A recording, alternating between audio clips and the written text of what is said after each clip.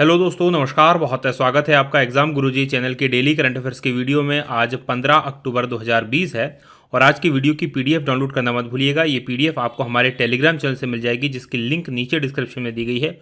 उसके अलावा ये पीडीएफ आपको हमारे एप्लीकेशन एग्जाम गुरुजी ऐप से मिल जाएगी और एग्जाम गुरुजी ऐप को भी आप गूगल प्ले स्टोर से डाउनलोड कर सकते हैं, जिसकी लिंक भी नीचे डिस्क्रिप्शन में आपको मिल जाएगी।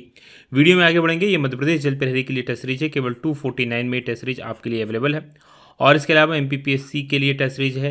एमपीपीएससी के लिए प्रिंटेड नोट्स हिंदी और इंग्लिश दोनों माध्यम में और एमपीपीएससी के लिए फुल कोर्स अवेलेबल है। अधिक जानकारी के लिए इन नंबर्स पर आप कॉल या व्हाट्सअप कर सकते हैं। इसके अलावा हम बहुत जल्द एमपीएसआई के लिए स्पेशल नोट्स लेकर आने वाले हैं। तो जिन जिन को भी एसआई के नोट्स चाहिए, एक बार मुझे कमेंट करके जरूर बताएं। आगे बढ़ेंगे, बात करेंगे थॉट ऑफ द डे की। जो आज का हमारा मोटिवेशनल पावरफुल थॉट है कि समटाइम्स लेटर बिकम्स नेवर। हम में से अधिकांश लोग क्या करते हैं, कई बार चीज़ों को टालते जाते हैं कि कुछ देर बात कर लेंगे, थोड़ी देर बात कर लेंगे, कल कर लेंगे, परसों कर लेंगे, और वो क्या हो जाता है कि कभी भी काम होता ही नहीं है।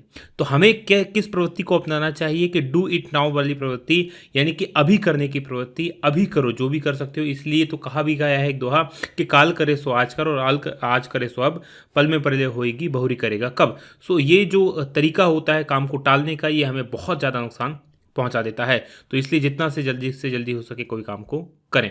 इसी थॉट के साथ आगे बढ़ेंगे, बात करेंगे क्विक रिवीजन कल के पड़े गए करंट अफेयर के प्रश्नों का। पहला प्रश्न है, स्कूलों में नवाचार को बढ़ावा देने के लिए किसने जीसीआई इंडिया के साथ समझौता किया है? तो ये अटल नवोन्मेष मिशन है। दूसरा प्रश्न, राष्ट्रीय डाक टिकट संग्रह दिवस कब मनाया जाता है? तो 13 अक्टूबर को। तीसरा प्रश्न, अंतर्राष्ट्रीय आपदा न्यूनीकरण दिवस कब मनाया जाता है? ये भी 13 अक्टूबर को। और चौथा प्रश्न, आईएमएफ ने चालू वित्त वर्ष में भारत की आर्थिक वृद्धि दर में कितने प्रतिशत की गिरावट का अनुमान लगाया है? तो 10.3% की गिरावट का। और पांचवा प्रश्न है कि वित्त मंत्री निर्मला सीतारमण ने मांग को बढ़ावा देने के लिए कितने रुपए की बड़ी योजनाओं की घोषणा की है? तो 73,000 करोड़ की योजनाओं की घोषणा की है। वहीं छठवां प्रश्न है कि किस देश के प्रिंस विलियम्स और प्रकृतिवादी डेविड एटनबरो ने अर्थ शॉर्ट प्राइज शुरू करने की घोषणा की है? और ये ब्रिटेन ने घोषणा की है। ब्रिटेन के हैं दोनों। सातवां प्रश्न है कि भारत को ऑक्सफैम इंटरनेशनल द्वारा जारी सीआरआई इंडेक्स में कौन सा स्थान मिला है? तो भारत को इसमें 129वां स्थान मिला है। और आठवां प्रश्न है कि पूरी तरह से डिजिटल हाईटेक क्लासरूम वाला देश का पहला राज्य कौन सा बना है? तो ये केरल बना है। नवा प्रश्न है कि किस प्रदेश की सरकार ने बैटरी चालित वाहनों को रोड टैक्स से छूट दी है? तो ये दिल्ली ने दी है। और 10वां प्रश्न है कि T20 क्रिकेट में 10,000 रन बनाने वाले पहले एशियाई खिलाड़ी कौन बने हैं? तो ये शोएब मलिक बने हैं। ये थे हमारे कल के पढ़े गए करंट अफेयर के प्रश्नों का क्विक रिवीजन। आगे बढ़ेंगे, आज के प्रश्नों की बात करेंगे। और आज के करंट अफेयर का पहला प्रश्न है कि केंद्रीय मंत्रिमंडल ने शिक्षण, अध्ययन और परिणाम व्यवस्था को मजबूत बनाने के लिए स्कूलों की जो शिक्षण व्यवस्था है, अध्यापन की व्यवस्था है, जो रिजल्ट जारी होते हैं उसको और मजबूत बनाने के लिए किस बैंक के द्वारा समर्थित परियोजना स्टार्स को मंजूरी दी है? और ये स्टार्स परियोजना जो है वर्ल्ड बैंक के द्वारा समर्थित है, यानी कि वर्ल्ड बैंक ने इसके लिए पैसा दिया है। ए ऑप्शन प्रश्न का सही उत्तर है। डिटेल लिख लीजिए क्या है।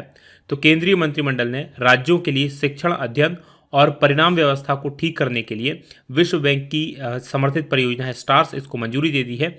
और इस परियोजना में जो शैक्षणिक परिणाम होंगे उसमें सुधार लाने के लिए जो राज्य है, राज्यों को शिक्षा से संबंध रखने वाली परियोजनाओं के विकास, क्रियान्वयन, मूल्यांकन की में सुधार की व्यवस्था की गई है।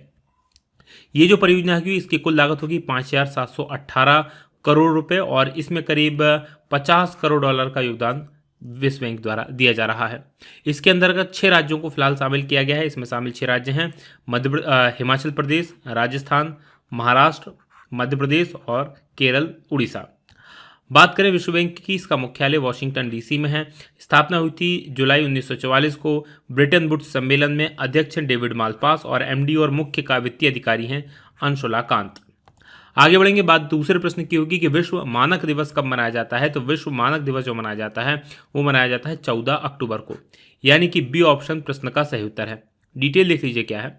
तो हर साल विश्व स्तर पर विश्व मानक दिवस या अंतर्राष्ट्रीय मानक दिवस 14 अक्टूबर को मनाया जाता है और उद्देश्य ये है कि जो उपभोक्ता हैं, जो नियामक हैं और उद्योग हैं, उनके बीच वैश्विक अर्थव्यवस्था को मानकीकरण के महत्व के बारे में जागरूकता बढ़ाना।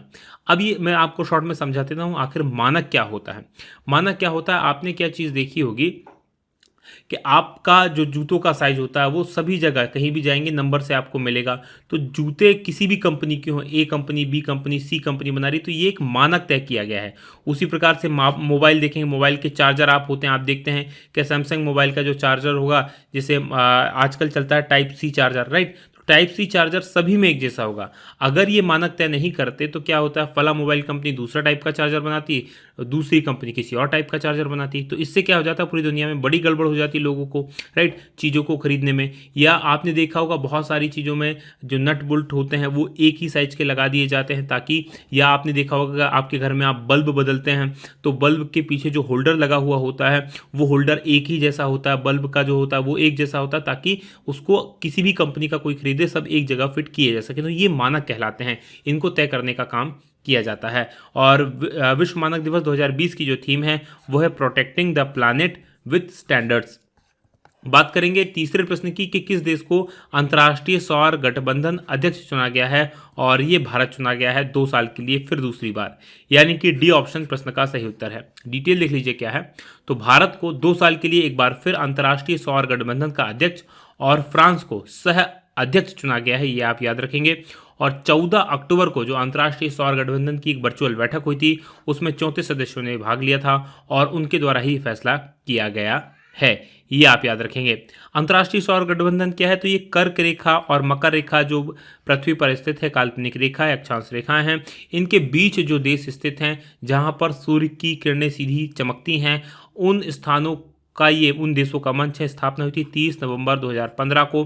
संयुक्त राष्ट्र जलवायु परिवर्तन सम्मेलन हुआ था COP21 के नाम से फ्रांस में, पेरिस में, और भारत और फ्रांस के द्वारा इसके स्थापित किया गया था। 87 देश इसके वर्तमान में सदस्य हो चुके हैं और एकमात्र अंतर्राष्ट्रीय संगठन है जिसका मुख्यालय भारत में गुरुग्राम में स्थित है। बात करेंगे चौथे प्रश्न की कि FATF ने पाकिस्तान को किस सूची में डाला है, तो पाकिस्तान को इसने ग्रे सूची में बरकरार रखा है, यानी कि सी ऑप्शन प्रश्न का सही उत्तर है। डिटेल देख लीजिए क्या है। तो फाइनेंशियल एक्शन टास्क फोर्स यानी कि FATF, ये एशिया पैसिफिक ग्रुप है इसका, इसने पाकिस्तान को अपनी इनहैंस्ड फॉलोअप सूची में रखा है। याद रखिएगा हर एक ग्रुप, जैसे वाइट लिस्ट हो गई, ग्रे लिस्ट हो गई, ब्लैक लिस्ट हो गई, तो ग्रे लिस्ट में भी 2-3 सूचियां होती हैं। तो इसमें पहले दूसरी सूची में था, अब इसको ग्रे लिस्ट में ही इनहैंस्ड फॉलोअप सूची में रखा गया है। और संगठन ने पाकिस्तान की जो वर्तमान स्थिति थी रेगुलर फॉलोअप, इसको घटाया, यानी उसको और नीचे ले जाकर इनहैंस्ड फॉलोअप की सूची में डाल दिया है ग्रे लिस्ट के अंदर। इनहैंस्ड फॉलोअप का अर्थ है कि उस देश को अनुपालन की अपनी जो मासिक रिपोर्ट है वो फाइनेंशियल एक्शन टास्क फोर्स को सौंपनी होगी। बात करेंगे फाइनेंशियल एक्शन टास्क फोर्स यानी FATF की, इसकी स्थापना हुई थी 1989 में और उसका सचिवालय जो है वो पेरिस में है। काम क्या करता है, मनी लॉन्ड्रिंग और आतंकवादियों को जो फंडिंग होती है उसको रोकने के लिए काम करने का ये काम करता है। बात करेंगे पांचवें प्रश्न की कि भारतीय सेना और किस राज्य की पुलिस ने आतंकवाद विरोधी अभ्यास सुरक्षा कवच का आयोजन किया है, और इसका आयोजन किया गया महाराष्ट्र और भारतीय सेना के बीच में, महाराष्ट्र पुलिस, यानी कि ए ऑप्शन प्रश्न का सही उत्तर है। डिटेल लिख लीजिए क्या है। तो भारतीय सेना और महाराष्ट्र पुलिस ने महाराष्ट्र को पुणे के लुल्ला नगर में आतंकवाद विरोधी अभ्यास सुरक्षा कवच इसका आयोजन किया, और उद्देश्य ये था कि पुणे में किसी भी आतंकवादी कार्रवाई का मुकाबला करने के लिए आतंकवादी विरोधी त्वरित प्रतिक्रिया टीमों यानी कि anti terrorist quick reaction team, इसको सक्रिय करना और सेना और पुलिस दोनों की कवायद और प्रक्रियाओं में तालमेल बिठाना, यानी कि अगर किसी प्रकार की कोई आतंकवादी घटना होती है तो ये जो टीमें बनाई जाती हैं anti terrorist quick reaction teams, इनमें ज़्यादा से ज़्यादा जल्दी ये प्रतिक्रिया कर सकें और सेना और पुलिस के बीच में तालमेल बना रहे। बात करें महाराष्ट्र की, तो मैप में देख लीजिए महाराष्ट्र कहाँ पर स्थित है। ये महाराष्ट्र है, रेड कलर में आपको दिखाई दे रहा है। मुंबई यहाँ की राजधानी है। उद्धव ठाकरे यहाँ के मुख्यमंत्री हैं। राज्यपाल भगत सिंह कोश्यारी हैं। लोकसभा की 48 सीटें हैं, राज्यसभा की 19 सीटें हैं, विधानसभा की यहाँ पर 288 सीटें हैं और विधान परिषद भी जहाँ पर 78 सीट्स हैं। वहीं प्रमुख राष्ट्रीय उद्यानों की बात करें तो तड़बो नेशनल पार्क यहाँ पर है, संजय गांधी नेशनल पार्क है, नवेगांव नेशनल पार्क है, गुगामल नेशनल पार्क है और चंदौली नेशनल पार्क है। प्रमुख बांधों में कोयना बांध है जो कि कोयना नदी पर स्थित है। बात पिछले करंट अफेयर में महाराष्ट्र से संबंधित करें तो भारतीय नौसेना ने भारतीय तटीय रक्षक बल के साथ एक सागर कवच नाम का 2 दिन का तटीय सुरक्षा अभ्यास भी किया था। इसके अलावा भारत और बांग्लादेश के बीच में दूसरा द्विपक्षीय नौसेना अभ्यास बोंगो सागर द्वीप में हुआ। भारत और जापान के बीच में अरब सागर में इसी प्रकार का एक अभ्यास हुआ और भारत और ऑस्ट्रेलिया की सेना ने भी इसी प्रकार का एक अभ्यास किया था। बात करेंगे छठवें प्रश्न की कि भारत पे ने कितने क्रिकेट स्टार्स को अपना ब्रांड एम्बेसडर बनाया है, और ये 11 क्रिकेट स्टार्स को ब्रांड एम्बेसडर बनाया है और इसको नाम दिया भारत पे टीम। डिटेल देख लीजिए क्या है। तो भारत पे ने ब्रांड एम्बेसडर के रूप में 11 क्रिकेट स्टार्स के साथ अपना सबसे प्रभावी टीवी अभियान टीम भारत पे इसको शुरू करने की घोषणा की है, और इस भारत पे टीम में शामिल हैं रोहित शर्मा जिनको आप यहाँ पर देख पा रहे हैं, इसके अलावा जसप्रीत बुमराह, केएल राहुल, मोहम्मद शमी, रविंद्र जडेजा, सुरेश रैना, श्रेयस अय्यर, पृथ्वी शॉ, संजू सैमसन, युजवेंद्र चहल और शुभमन गिल। तो ये आप याद रखेंगे। बात करें पिछले करंट अफेयर की, जो दूसरे ब्रांड एम्बेसडर बनाए गए हैं, तो आमिर खान को जो है ऑनलाइन ट्यूटोरियल कंपनी है वेदांतु इसका ब्रांड एम्बेसडर बनाया। आमिर खान को ही सीएट का जो टायर कंपनी है उसका ब्रांड एम्बेसडर बनाया गया। पर्सनल कंप्यूटर में एसर इंडिया ने सोनू सूद को अपना ब्रांड एम्बेसडर बनाया। आकाश एजुकेशनल सर्विसेज ने युवराज सिंह को अपना ब्रांड एम्बेसडर बनाया। पोकर प्लेटफॉर्म है 9 स्टेक्स, इसने सुरेश रैना को अपना ब्रांड एम्बेसडर बनाया, और बजाज अलियांस लाइफ ने आयुष्मान खुराना को अपना ब्रांड एम्बेसडर बनाया है। बात करें सातवें प्रश्न की कि किस नृत्य की प्रसिद्ध नृत्यांगना शोभा नायडू का निधन हो गया। डॉक्टर शोभा नायडू का निधन हो गया है और ये कुचिपुड़ी नृत्य से संबंधित है, यानी कि बी ऑप्शन प्रश्न का सही उत्तर है। डिटेल देख लीजिए क्या है। तो प्रसिद्ध कुचिपुड़ी नृत्यांगना शोभा नायडू, इनका 64 साल की आयु में निधन हो गया, और नायडू ने सत्यभामा, देवकी, पद्मावती, मोहिनी, साई बाबा और देवी पार्वती इनकी मुख्य भूमिकाएं निभाई थी। ये जो कुचिपुड़ी नृत्य होता है इसमें इन्हीं सब चीज़ों का अलग अलग भूमिकाएं निभाई जाती हैं, और इन्हें भारत सरकार ने पद्मश्री से भी सम्मानित किया था, ये आप याद रखेंगे। ये जो कुचिपुड़ी नृत्य है ये भारत के जो 8 प्रमुख शास्त्रीय नृत्य हैं उनमें से एक है, और कुचिपुड़ी जो है वो आंध्र प्रदेश से संबंधित है, ये आप याद रखेंगे। बात पिछले करंट अफेयर में और प्रमुख निधनों की करें तो केरल उच्च न्यायालय की पूर्व मुख्य न्यायाधीश न्यायमूर्ति के उषा, इनका निधन हो गया। इसके अलावा प्रख्यात ऑस्ट्रेलियाई गायिका हेलन रेड्डी, इनका भी निधन हो गया, और ये आपने सुना होगा इतनी शक्ति हमें देना दाता, इस गीत की रचयिता अभिलाष का भी निधन हो गया। इसके अलावा मोंटेक सिंह अहलूवालिया की वाइफ डॉक्टर ईशर जज अहलूवालिया, ये अर्थशास्त्री थी और ये अर्थशास्त्री थी, इनका भी निधन हो गया है। बात 8वें प्रश्न की करेंगे कि वर्ल्ड इकोनॉमिक फोरम ने 2021 में दावोस जो कि स्विट्जरलैंड में है, यहाँ पर होने वाली जो इसकी वार्षिक बैठक था इसका स्थान बदलकर क्या कर दिया है। याद रखिएगा अभी तक ये वार्षिक बैठक जो दावोस में ही होती थी, और इस बार इसका स्थान बदलकर कर दिया गया है लूसर्न ब्रेनस्टॉक स्विट्जरलैंड में ही, यानी कि सी ऑप्शन प्रश्न का सही उत्तर है। डिटेल लिख लीजिए क्या है।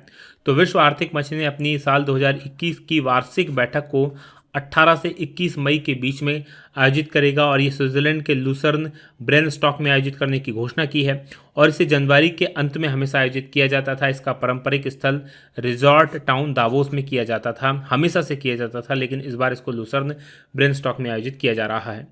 लूसन ब्रेनस्टॉक में आयोजित होने वाली जो वार्षिक बैठक है द ग्रेट रिसेट की थीम पर आयोजित की जाएगी।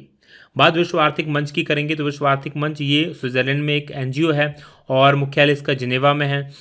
यहाँ स्विट्जरलैंड संस्थापक जो हैं और कार्यकारी अध्यक्ष क्लॉस श्वाब हैं। बात पिछले करंट अफेयर की करें विश्व आर्थिक मंच से ही संबंधित, तो विश्व आर्थिक मंच और गाइडेंस ये एक तमिलनाडु राज्य की निवेश प्रोत्साहन एजेंसी है। इन दोनों ने तमिलनाडु राज्य में AMHUAB इसकी स्थापना करेगा।